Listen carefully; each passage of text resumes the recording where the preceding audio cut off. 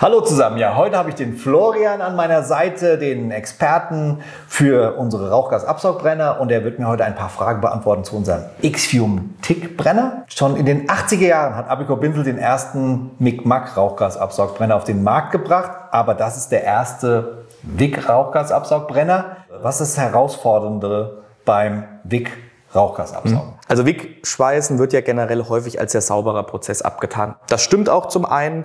Wir haben wenig Schweißspritzer, wir haben ein sehr sauberes Ergebnis und man sieht halt wenig bis gar keinen Rauch, der während dem Schweißen aufsteigt. Aber wie gesagt, nur bedingt. Es steigt etwas auf, und zwar es steigt quasi unsichtbarer Schweißrauch auf. Und diese Partikel, die sich beim WIC-Schweißen bilden, die sind um ein Vielfaches gefährlicher wie die Partikel beim Mic-Mac-Schweißen. Wir haben zwar geringere Konzentrationen, aber dafür gefährlichere Partikel. Generell, wenn wir im Bereich Edelstahl unterwegs sind, sechswertiges Chrom, im Bereich Aluminium häufig Aluminiumoxide. Und es geht ja da aber trotzdem auch um die Absaugung möglichst nah am Prozess, also Punktabsaugung, sodass man nicht nur den Schweißer schützt, sondern auch, sagen wir mal, alle drumherum. Für welche, sagen wir mal, Anwendungen, Materialien würdest du denn den Ixium TIC empfehlen? Das ist eigentlich ganz einfach zu beantworten. Wir können alles damit verschweißen. Also sowohl hochlegierte Stähle als auch Edelstähle, gleichermaßen Aluminium. Wir sind wirklich total flexibel und sind da nirgendwo eingeschränkt. Wie funktioniert der denn? Also wie ist er aufgebaut? Auch so vielleicht mal vom Verschleißteilkonzept her. Kannst du dazu noch mal was sagen? Genau. Also das Besondere bei unserem Brenner ist, wir haben wieder auf die Ergonomie geachtet. Wir wollten möglichst nah an einen Standard-WIC-Brenner kommen. Wir haben beispielsweise auch Kugelgelenk wieder eingesetzt, so wie es bei unserer Ixium-Serie standardmäßig ist. Des Weiteren, besonders an diesem Brenner, ist die komplette integrierte Rauchgasabsaugung. Also wir benötigen keine externe Rauchführung, Rauchgasabsaugführung oder sowas. Wir haben alles in das Innere der Griffschale verlegt. Unser Verschleißteilkonzept besteht zunächst mal aus der patentierten Absaugdüse. Patentiert deswegen, weil wir auf eine räumlich getrennte Schutzgasführung und Rauchgasabführung geachtet haben. Wir haben damit schon mal unterbunden, dass wir irgendwo unsere Schutzgasabdeckung gefährden.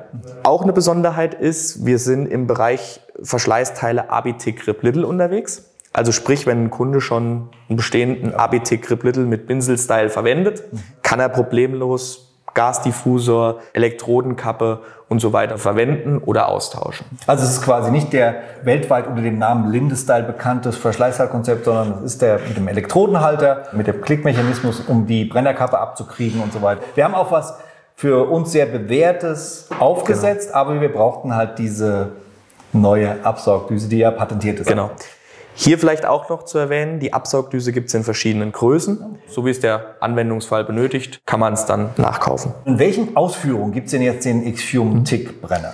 Genau, den Ixium TIC-Brenner gibt es einmal als 150er Variante, also Ixium TIC 150. Ist eine kleine luftgekühlte Variante, Maximalleistung 150 Ampere. Und dann eben, wie man es hier sieht, der Ixium TIC 260W ist dann eben mit 100% Einschaltdauer, Maximalleistung 260 Ampere. Das Schöne ist eben, von außen unterscheiden sie sich einfach überhaupt nicht. Also das Einzige ist hier auf der Seite, der Aufkleber ist ein anderer. Ansonsten die Handlichkeit ist bei beiden gleichermaßen gut vorhanden. Ja, und wie der Name schon sagt, wir haben immer die 2K Grip-Einlage, um halt ein super Handling zu gewährleisten. Kannst du noch mal was zu den Modulen sagen? So.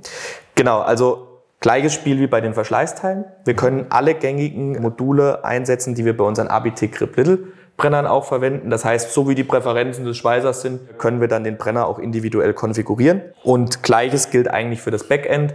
Alle Maschinenanschlüsse sind verfügbar aus der ABT Grip Little Serie, und Steuerleitungsstecker, Gasanschluss sind wir auch total individuell flexibel.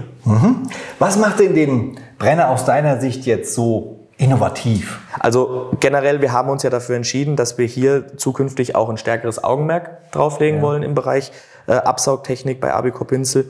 Und das liegt einfach daran, weil wir halt eine Verschärfung der Vorschriften zum einen erwarten und zum anderen halt, weil wir es geschafft haben, die komplette Rauchgasabführung im Inneren zu gewährleisten und dadurch eben die Handlichkeit für den Schweißer zu ermöglichen.